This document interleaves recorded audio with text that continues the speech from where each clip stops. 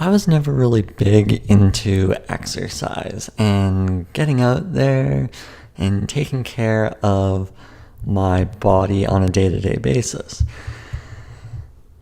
The only time I ever really liked exercise was when I was running back in elementary school and high school. Those are the things I kind of gravitated towards. I think always because I was skinny and I could actually do well at just running for a long time. Well, a long time being 2,400 meters, 6 laps, 2.4 kilometers. That seemed to be where I was always kind of doing these long distance runs. And then even today, if I can get into a rhythm of doing a long run, like 10 kilometers, I'll feel pretty good about that. So that's what I've always been into. And then I also did swimming lessons, but I never really liked swimming because I never really liked instruction per se. So there's all these things. And then we had a bunch of us, friends and family, and we get together, and we still do. We get together and we play hockey at a local box, and that's always good because it gets me out there. So what am I getting at here? Well, how to force yourself to exercise every day, especially if you're kind of like me and you don't want to, or you just don't feel like doing it today. Well, what helped me kind of break the inconsistent cycle is a 1-year membership to a swimming pool. That's what helped me break the cycle. And the cost was significant, and I had to pay the full amount. Well, actually, you can set it up so you pay monthly, but I would recommend that you pay the full amount up front. And the reason why is it locks you in. You can't get away from it. You paid a significant amount of money for this membership, and if you don't use it, you'll feel quite guilty. Now, we're not talking the month-by-month memberships that a lot of people invest at the gyms that are out there. You see, those only might last for 6 months. So it's no serious obligation, and likely the cost is next to negligible. It's not even that important, because you can pay it by month, and really you could even exit out. If you complain, you can exit out sooner. But I found that a year membership hooked me in because, well, I could go any amount of times I wanted, whenever I wanted.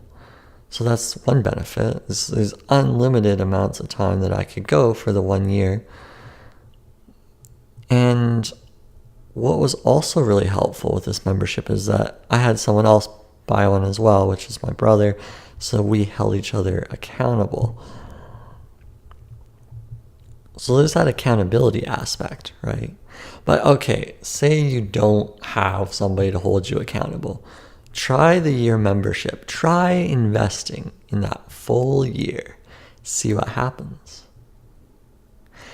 Because you might start realizing that you're obligated to do this. That this is a part of your life. So that's one way to force yourself to exercise every day. Because I'm telling you, I started swimming every day. I'd get up and I'd go to the swimming pool. I get up, I go to the swimming pool because I paid for it. And I'd feel bad if I didn't go.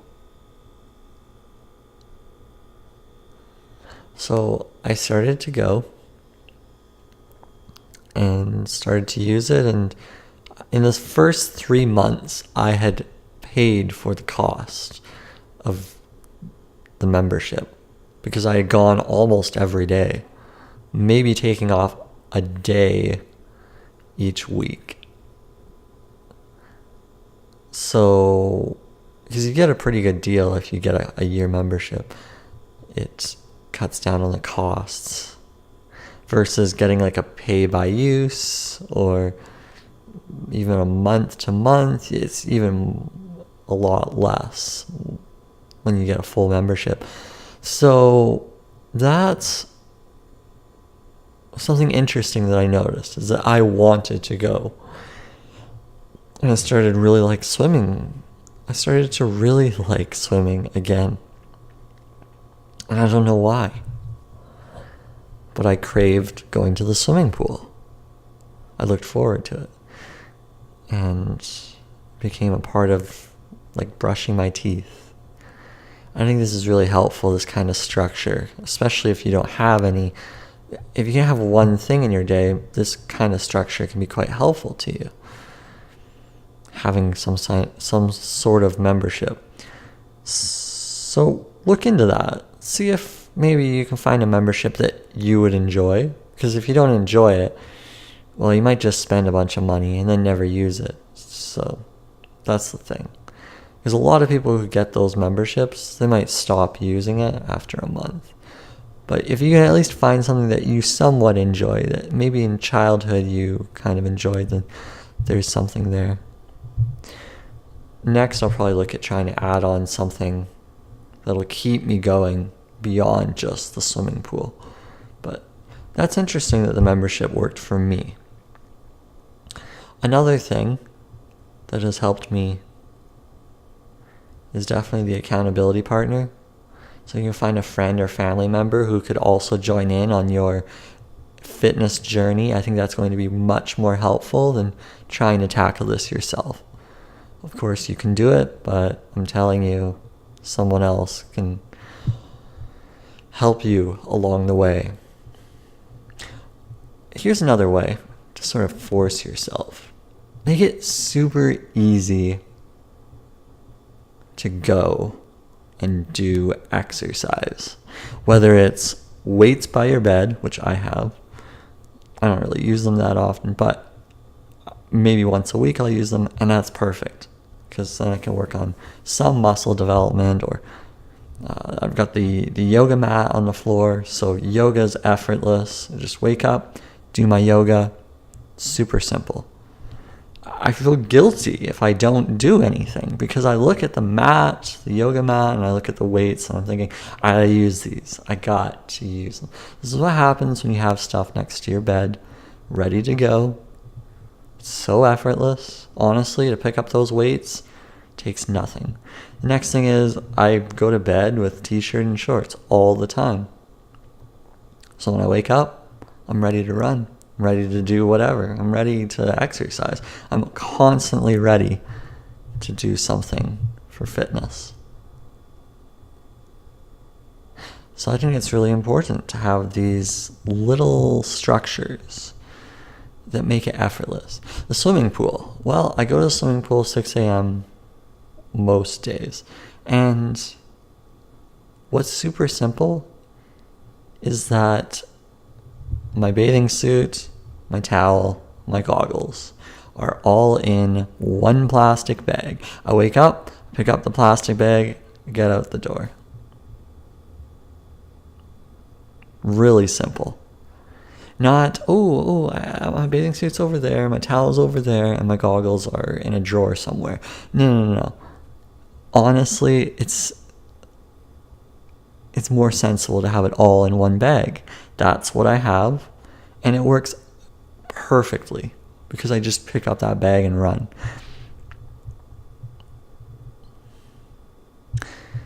When you cut down on all the different tasks you have to do to get prepared for exercise, you're more likely to do it.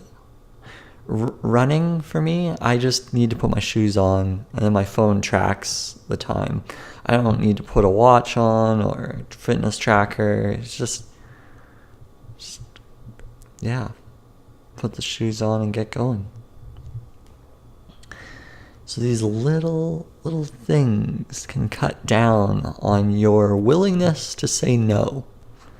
Yes, because we want to say no. We don't want to exercise today. Well, make it so incredibly difficult not to say yes. Another thing that seems to help for people is pets. Pets that you have to walk every day. Well, you wake up, you gotta walk that pet. Why? Well, that pet needs to be walked. The pet, typically dogs, from what I see outside. I don't have a dog, but from what I see, everyone has a sort of a dog.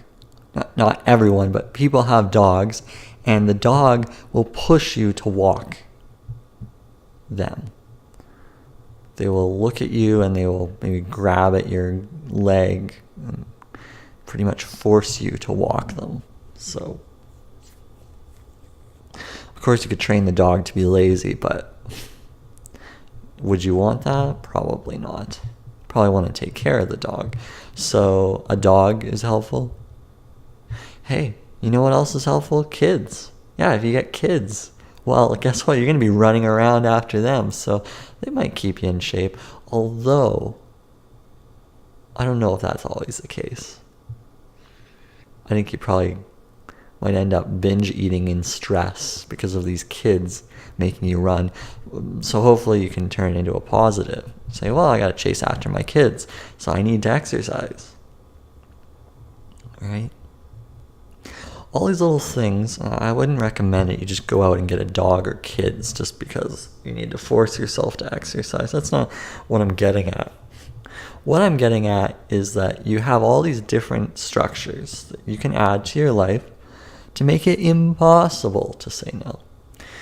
And they can be anywhere from free structures all the way up to highly expensive structures.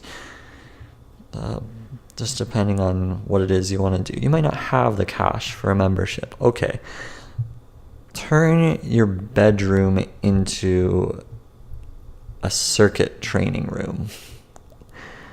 I'm telling you, that's the way to do it. Don't make your garage something like a jungle gym because, well, maybe you don't want to go into your garage. Maybe that's too big of a step. Certainly you could do it if you feel comfortable going into your garage. I remember when I was living with the parents and we had all this equipment in the basement. I'm thinking to myself, this is so dark and dreary down here. I'm never going to come down here and exercise. And I never did. Why? Because why would I want to go and work in an asylum? I want to make it enjoyable. So that's what you want to do, right? Yeah. I feel like there's a few other things here. Go to bed with your clothes, your workout clothes. Go to do a class. Oh, here's another one. A class. Join a group or a class with other people, groups of people, where you can share in enjoyable activities together. Because that helps with the social aspect. Now, I'll admit I'm not very good at joining groups or classes because I'm more of a solo kind of guy myself. But maybe you are extroverted and you need to talk with people. Definitely a group or a class could be really helpful for you. Yeah. Give it a try. I mean, it's way better than just rotting. Way better. Because you have this one life, and exercise is a way for you to live. And if you don't exercise, well, I think you'll start rotting away. And that's no good for anyone. And I can see it for myself. If I don't exercise, I can feel myself just rotting away. And it almost becomes a healthy addiction, exercise. But if you don't do it, you're going to create a whole host of problems for you when you get older. You're going to create all these diseases for yourself. The reality is, if I look at it this way, this is another thing that maybe forces me a bit, is I look at people that are on medications and I say, no, I don't want to be that person. Yeah, I don't want to be on medications. So here are the options. You're either on medications or you're exercising. What would you like to do? What would you rather do? I think exercise is the lesser of the two evils, so I think I'm going to choose exercise. I don't want to be on meds. That scares me. Another thing is as you get older, you might have kids, and then those kids will have grandkids. Would you like your grandkids to see you? Because it might be very difficult to keep up with them if you're not in shape. And when you have grandkids, you might really want to chase after them and have fun with your grandkids.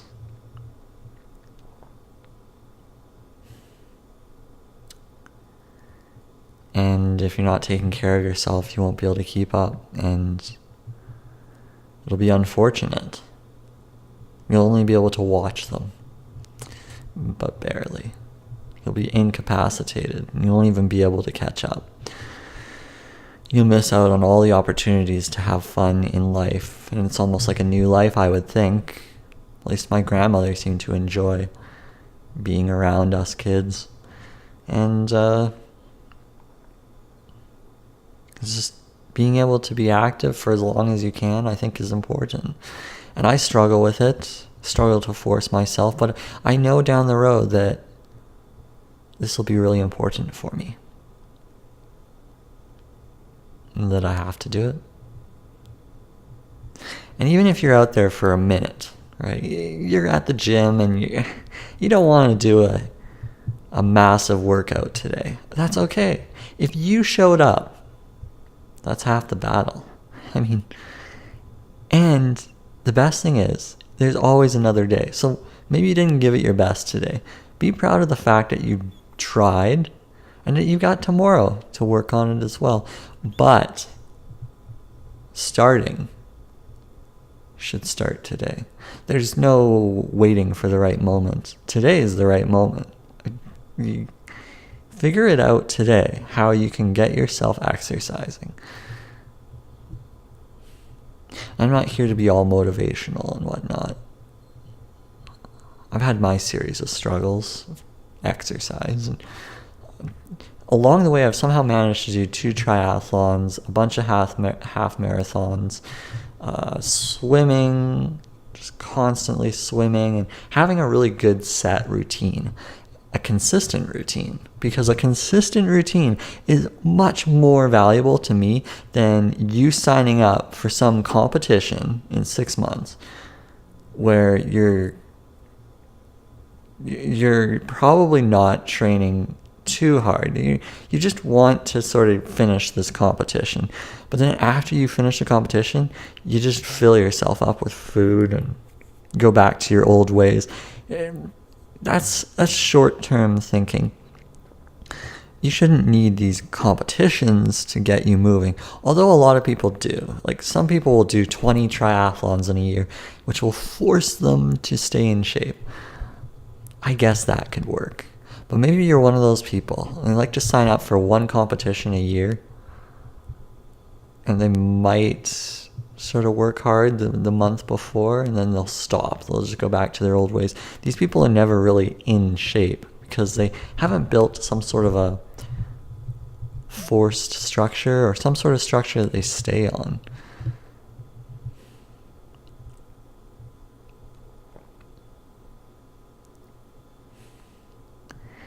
You need to figure out what you enjoy that you can stick with.